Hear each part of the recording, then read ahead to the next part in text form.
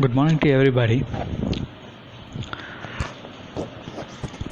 I am Shankar Narayanan. I am doing my final year in Advanced Zoology and Biotechnology in Ramakrishna Mission Vivekananda College. And good morning to everybody. Of course, the Corona Student Circle has arranged a student lecture for individual students to take classes on cell biology, especially cell signaling. So in this class we are going to discuss very elaborately about cell signaling. Yes, so shall we move into the class. Things to be discussed in this lecture, in this simple lecture, is basics in cell signaling and in GPCR.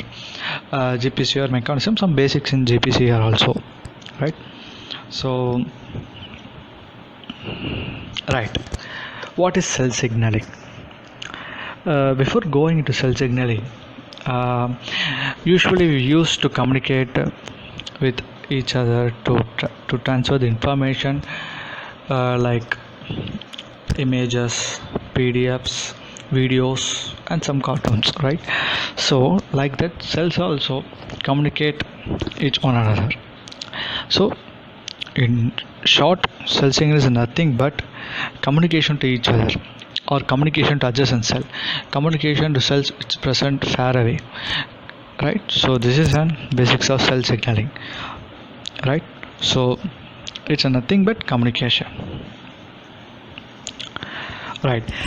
Before going into cell signaling, this quorum sensing is a very basic for a cell signaling, right? So should know about quorum sensing. And here you can see an organism called as an Hawaiian bobtail squid. You can see that it is emitting some light. This is because the main bacteria, Alivibrio fischeri, it is a gram-negative bacteria. It produces some luminescence. That means this bobtail squid has a gram-negative bacteria which present on the outer covering. It will emit a light. In elaborately how it emits a light, in the sense the gram-negative bacteria, which is an Alivibrio fischeri, produces a small molecule called as AHL, nothing but N-acyl homoserine lactone, which binds to the transcriptional factor of DNA, which is located in nucleus, binds to transcriptional factor and transcript the DNA into mRNA and mRNA into protein. That protein, which is produced by the transcriptional factor and AHL, produces an luminescence. That luminescence leads to the light emitting from the external covering of bobtail squid. Why? And you have a question: why this fischeri is emitting light? To communicate, to attract their own species that I am present here, right? So it's mostly occur in marine organisms, because in marine you can see the excellent cell communication, right? So though the bacteria are an single celled organism, mostly I'm saying mostly, so they have a communication like this, right? So coming to this cell signaling in our system, we should know that it's a complicated when compared to the other organisms, right? So it is very complicated compared to other organisms, but in fact it is very easy to study the organisms, right? So I am going with the quote of Johnny Donne. He is a great poet. He said that no man in Ireland, right? You know that the single cell organism communicate with the various cell signaling methods, but when coming to our body, single cell can do anything because it because the the thing which is single can't do nothing in our body, right? It's a fact and it also true, right? So the basics of cell signaling we should know is in our body should know is the ligand, the molecule which binds to our cell receptor is very important. I will give a gist of this basics, and I will elaborate explain what are the types of ligand, why it is called as a ligand, and receptors, and how the cellular response will come, right? So these are the basic three things: ligand, receptor, and and the intracellular process, intracellular transduction, and the response which comes out of the cell by ligand. So I will go with the ligand. You know the ligand is nothing but the molecule that binds to receptors. You know that the biochemistry students will very well know about the ligand, right? So basically, how cell communicates with each other. We have three types of communication, right? So one is an endocrine. Endocrine is nothing but hormonal communication only. The cells which are locating far away from that cell, they can communicate through blood, and they will reach far away cells, and they will go interact with the cell receptors, right? So the paracrine is nothing but which communicate with the adjacent cell, and which communicate with the near cell which is very close to their tissue arrangements, right? Cell arrangements, right? So autocrine is nothing but it will emit an proteins, it will secrete a proteins or ligand which bind to their own cell, right? And most autocrine may lead to the cell death, apoptosis, right? Okay, this is the basics of cell communication mode, right? Please remember, the autocrine may lead to the apoptosis, right? Here we comes for an important part: how the cell communicates. Please listen here. This is a very basic. This is a very basic of a cell signaling, right? So the mechanism which shown here is, it's a very basic, right? Like this you can see a lot of types, but here is an exact blueprint of this cell signaling, right? So you can see in first step, the cell of adjacent or cell which is from far will release an extracellular signaling molecule, that is the first messenger, and also called as ligand, which goes and binds to the receptor molecule. In later part of this lecture, we are going to see what are types of receptors, what are types of ligands, right? So for the slide, the receptor will take up a ligand. Ligand is nothing but is a messenger which binds to receptor, right? After that, the signal will pass through the plasma membrane and reaches a cytoplasmic domain.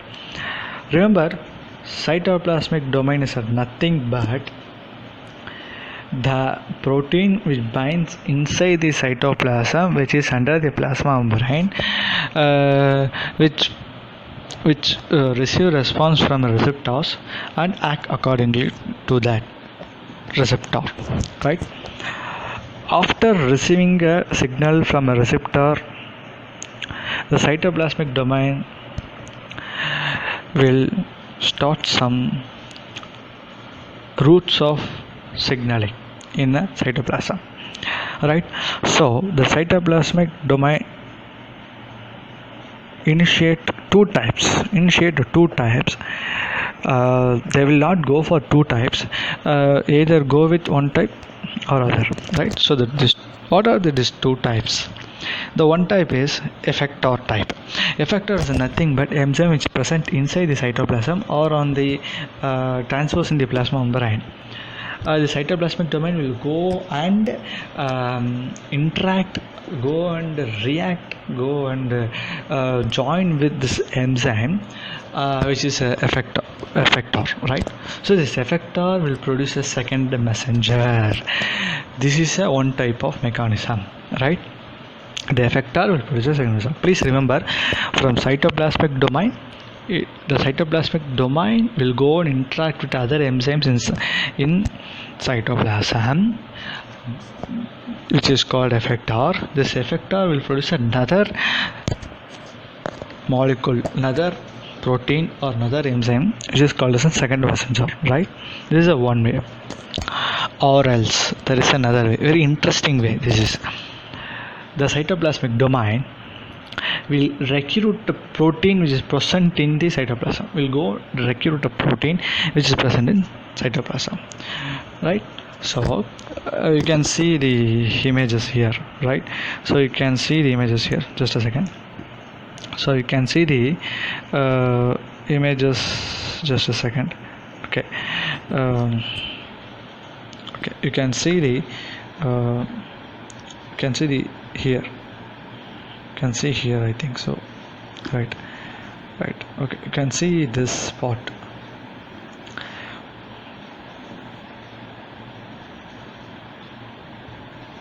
right? You can see this spot here. The cytoplasmic domain will recruit some protein, and it will initiate a separate signaling pathway, right?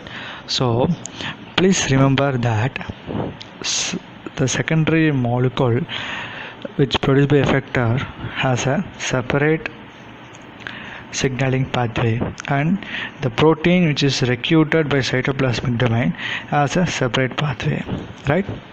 So this is a actual mechanism, right? So actual routes, these two routes. After that, I said earlier that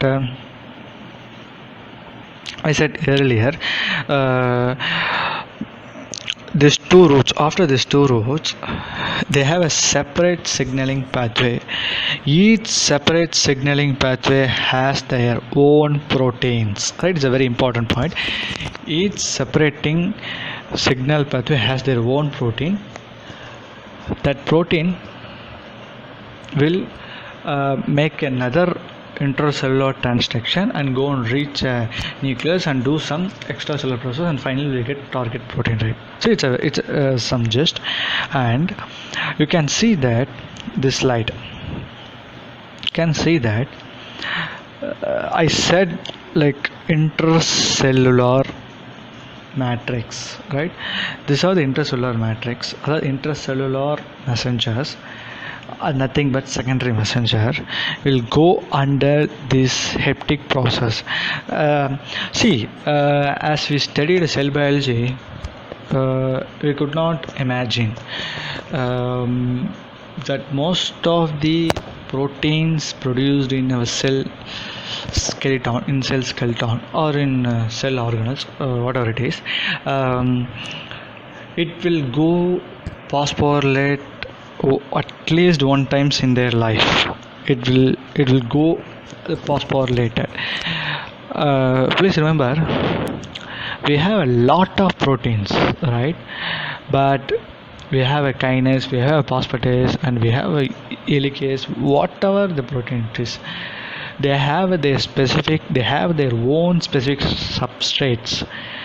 They reject the other substrates which is not relevant to their substrates, right? But a single protein have a lot of substrates, right? Please remember, single protein have a lot of substrates, but apart from their substrate they will not bind, they will not allow to bind any other substrate, right? So this is the actual process will go, right? So I said the phosphorylation, this is a secondary molecule which produced in cytoplasm. It's merely undergoes a phosphorylated and finally going to the target area, right? So after that we know that the cellular process, after that it may bind to transcriptional factor, it may become a transcriptional factor and go and bind to the DNA sequence. After translation it may become mRNA, and the mRNA to transduction proteins, the proteins which is proteins which may have a lot of functions. Please remember,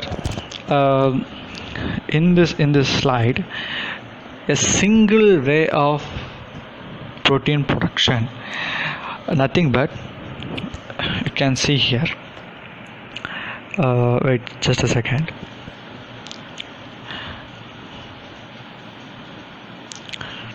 Okay, you can see here, right? So this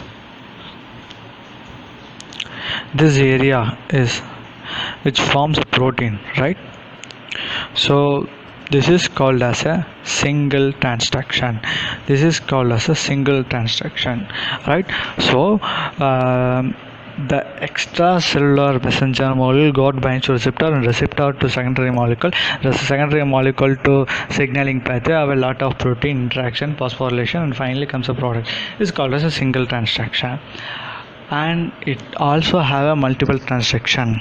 Like that, secondary molecule will have a various role, right? Secondary molecule will bind to this proteins, bind to this some additional intracellular downstream process, and it will go and bind to another one, and it will go on to bind another one. Simultaneously you can insert a lot of process in here, right? So this is some basics in cell signaling, and the final product may have you can build a protein, and you can change in gene expression, you can activate a metabolic enzyme, you can configuration of cytoskeleton, increase or decreasing in cell ability, increasing or decreasing in cell ability, and also activation of DNA synthesis, even the apoptosis may occur, right?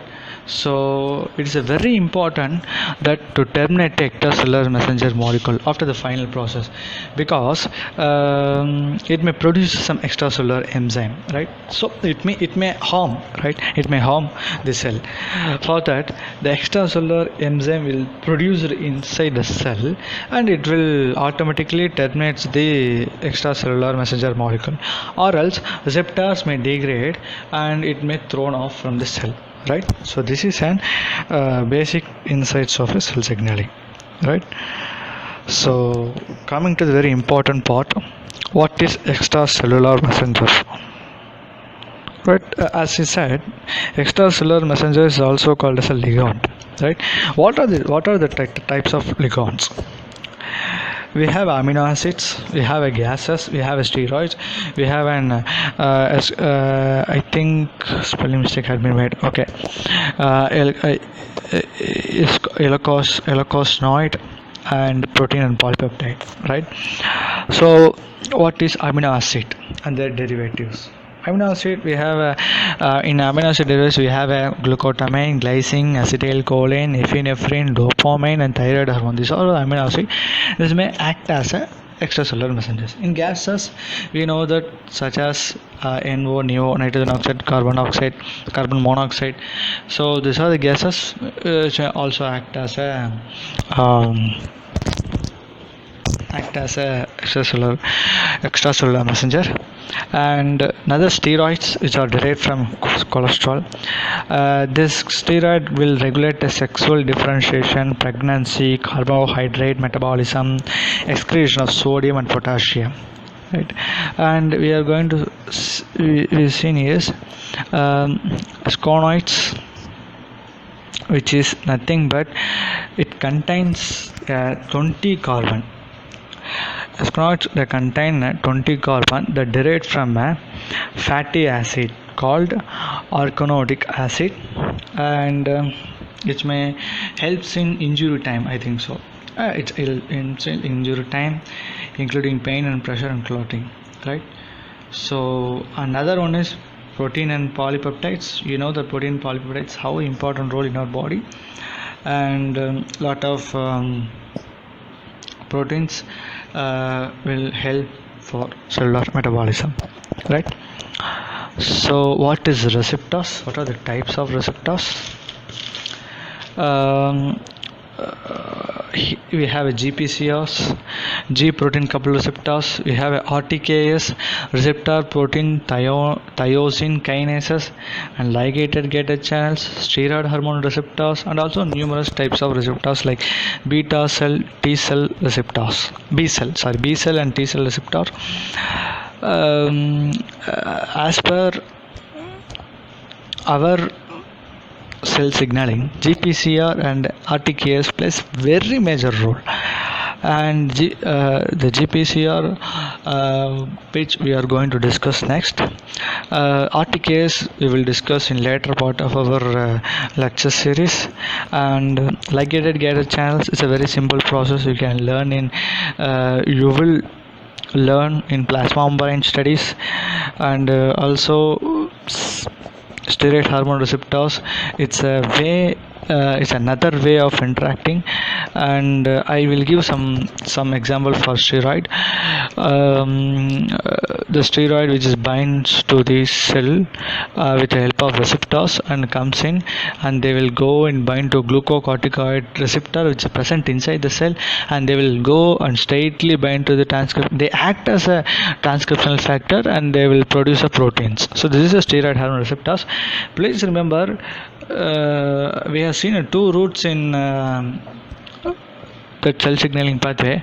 Apart from that, neurotransmitters and steroid hormone receptors are very different. Steroid hormone cell signaling this is a two different types of routes may get vary from the cell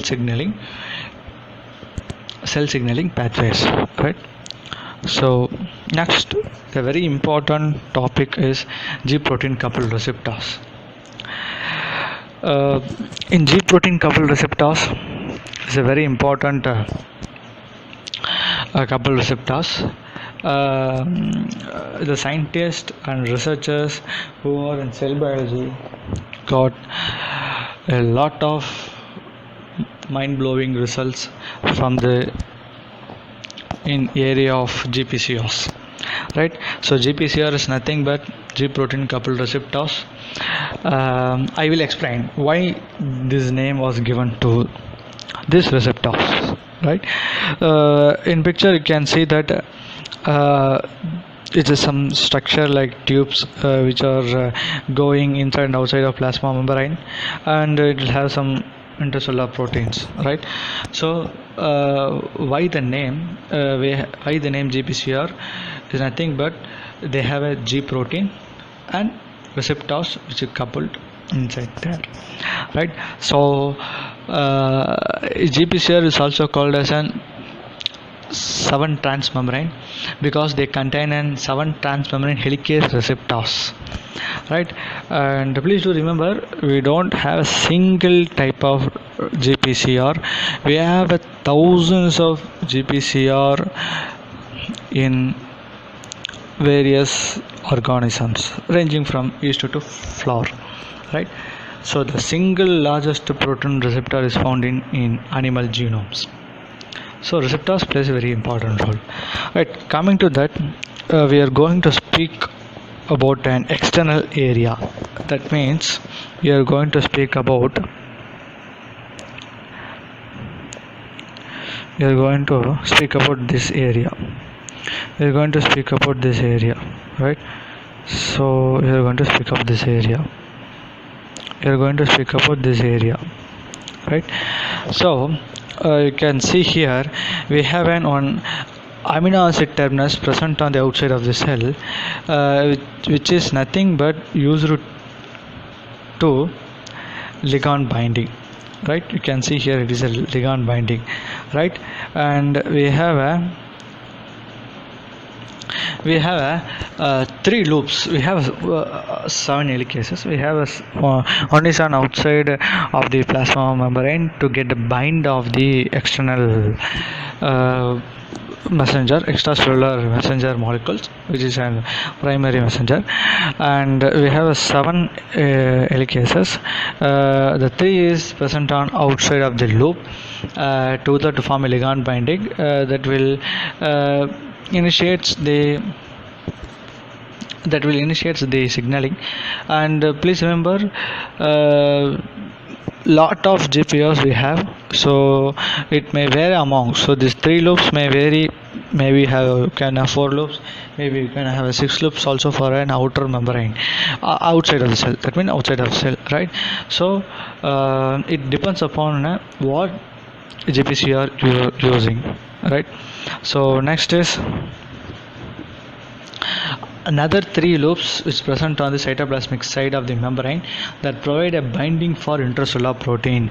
Yes, next we are going to see about this intracellular proteins. It's a very important thing. The name G protein comes from here only, right?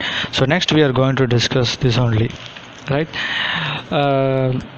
Before going to G protein, I want to add one important information: the rhodopsin. The most of the researchers worked tirelessly in GPCR research, and they could not able to find an X-ray image of any GPCR.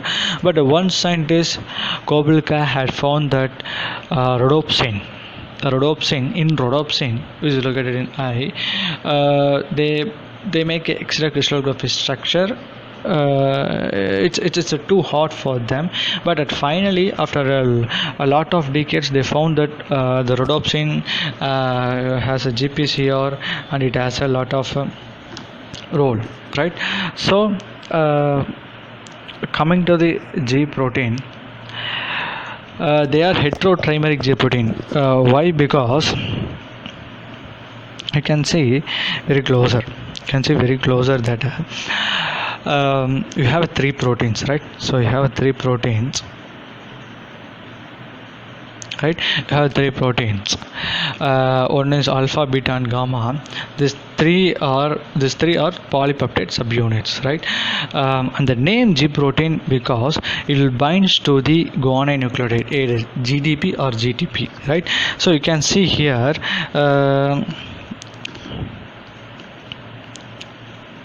You can see here either GTP or GDP. To get bind, or it will bind either with GDP or GTP. So this is why the name GTP. This is why the name G protein coupled receptor get originated to the research field, right? So they named as G protein coupled receptor because it will binds to the guanine nucleotide either with GTP or GDP, right? So please remember this 3 heterotrimeric G protein alpha, beta, gamma will only binds to the inside of a plasma membrane, right? Okay, this is a very important point, right? So going up to next slide, just a second.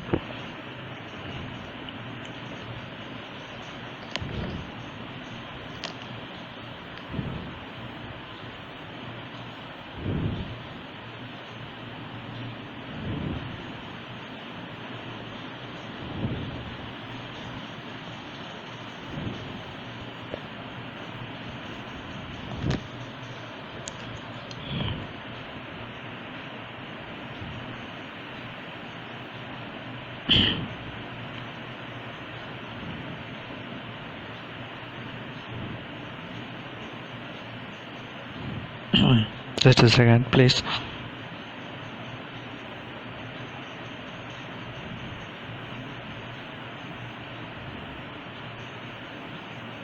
Right. So, moving up to next slide. This is a basic mechanism of GPCR. Right. So this is a basic mechanism. We will go through very quickly. The receptors which get binds to the ligand, the signal passes through this six loops and will get initiated the alpha subunit. Right. After that, in alpha subunit, the GDP will get automatically converted to GTP. After that, the three trimeric subunit, alpha subunit will get detached and go to the receptor, go to the effector molecule and go and bind there. Why? This is why is nothing but we have seen previously, we have talked about that specific signal pathway will go and bind to near enzyme and will produce a secondary molecule. Right here, it will produce a secondary molecule binding with effector, which is nothing but adenine cyclase. Right. Please note that this alpha subunit can also bind with so many enzymes, right? So they can also bind with namely called as an phospholipase C beta and cyclic CMP, right? So they will go and attach it with other effectors and they will produce a CAMP, or they will produce a C beta, or whatever it is. They will produce some phosphate enzyme, right? And here for this slide, the GTP with the alpha subunit go and binds to the receptor will produce a CAMP. CAMP is nothing but cyclic adenine monophosphate, right? After the detach of alpha subunit from the receptor protein, intercellular protein receptor, it will go and directly bind to the effector, which is a cyclic adenine, or it may be an phospholipase C beta, or it will be an cyclic CAM, right? Cyclic CMP phosphatase, right? So it will go and bind. After that, it will produce a CAMP, cyclic adenosine monophosphate. After that, the CAMP will goes bind to the proteinase K, the enzyme which will have some unique feature. I will draw very simply here. Enzyme will have some unique feature like this.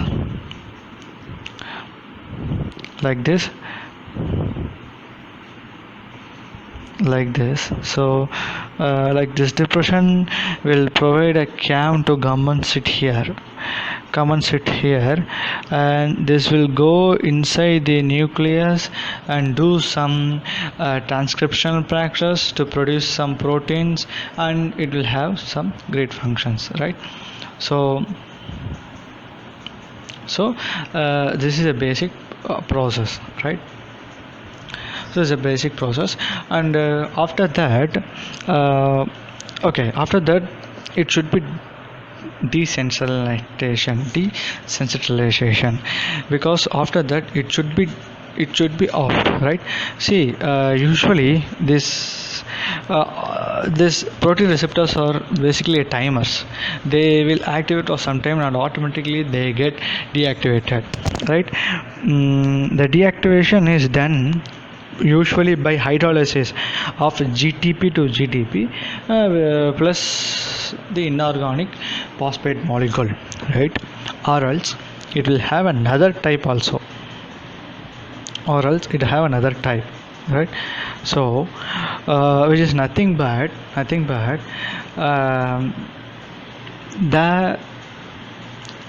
alpha subunit which is attached to the GTP, which converted into GDP, will go and bind once again to the 3 alpha subunit, right?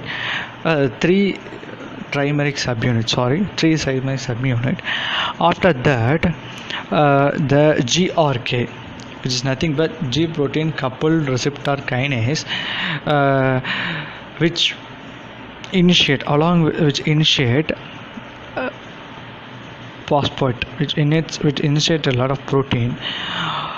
After that, it will provide a second stage, which will have a arrestin, right? Arrestin, the name suggests that it will arrest the process. It may make a capable of binding and cathepsin coated pit, right? So see that the arrestin will stops the whole process, right? Will stops the whole process. This kind of process is called as an desensitization, right? So after that, the arrestin also have some specific role, which is nothing but this arrestin molecule have a capable of binding to cathepsin coated pits.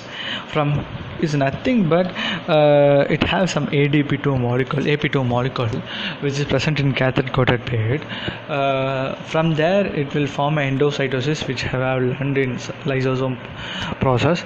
In endocytosis, it will go and binds to lysosome. After lysosome, it may get detached from the exocytosis process, and from there this GPCR will go and bind to the membrane, or else it will get degrade inside, right?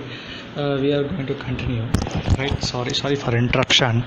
Last in between we have seen about arrestin. Nothing but the GRK will provide a pathway for arrestin. The arrestin will come and bind. As the name it suggests, it will arrest the reactions. It will arrest the binding of ligand in the receptor, right? So next thing is the arrestin has a capable of binding to the cathepsin coated pits with help of AP2, right? So from here you can see that this the receptor, I mean the arrestin with the protein with the receptor will go and travel to the entire part of the cell, and finally with the help of lysosomes, with the help of endocytosis process, finally it will go and bind finally it will go and place in the plasma membrane, or else it will get degraded, right? Two ways. After arresting, it will stop, right? Another thing is the arrestin has a capable of binding to the cathepsin coated with the help of AP2. After that, it will go into entire endocytosis process and may reach finally to the plasma membrane, or else it will get degrade inside the cell, right? So please note that before going to the regulation of GPCR, we have 4 type of G protein, right? In G alpha protein, in G alpha S, they have 4 types. Please note that G alpha S, G alpha Q, G alpha I, and G alpha 12 by 13. Above the 4 apart from 4, we have a lot of G alpha, G beta, and G gamma. Please note that when G alpha has get detached from the trimeric unit, it means that it has a low affinity towards beta and gamma, right? The gamma, when it attached to all the activation of signal pathways started, it will come and attach to trimeric unit. No, at that time it has a high affinity towards beta and gamma, right? Very important point, right? as I said, there are four types of alpha G alpha proteins. The one is GS, GQ, GI, and G12/13.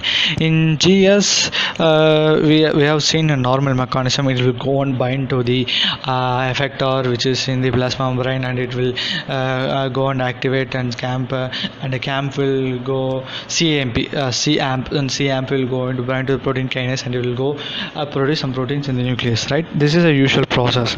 And we have a GQ. Yes, you can see here the GQ will goes towards the PLC. The PLC will hydrolyze the phosphoinositol bisphosphate, which is usually converted into the inositol bisphosphate 3, and inositol phosphate 3 will goes and binds to the endoplasmic inositol phosphate receptor.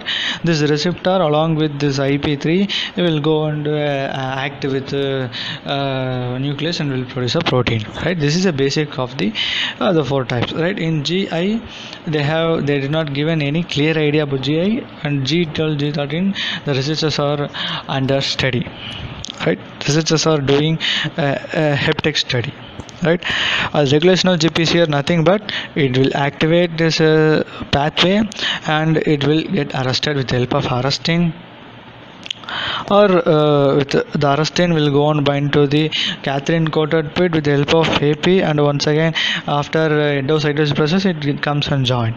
Or else we have another destruction pathway, that is the alpha with the GTP, the ATP which converts into GDP with the phosphatase, it will get hydrolyzes, and at the time this receptor